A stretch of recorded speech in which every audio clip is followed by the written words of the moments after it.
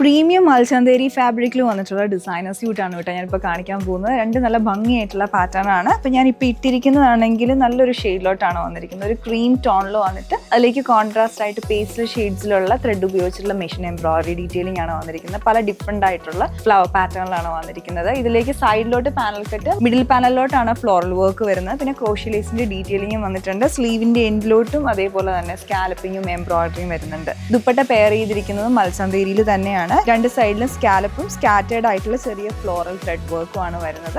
ഈ ഡിസൈനും വന്നിരിക്കുന്നത് പ്രീമിയം മൽച്ചന്തേരിയിലാണ്. നല്ല ബ്യൂട്ടിഫുൾ ആയിട്ടുള്ള പാറ്റേൺ ആണ്. ഇതിലേക്ക് ഹാൻഡ് വർക്ക് ഡീറ്റെയിലിംഗ് ആണ് വന്നിരിക്കുന്നത്. ബോക്സ് പാറ്റേൺ വന്നിട്ടുണ്ട്, ഹൈയോ കട്ടിംഗ് പോലെ.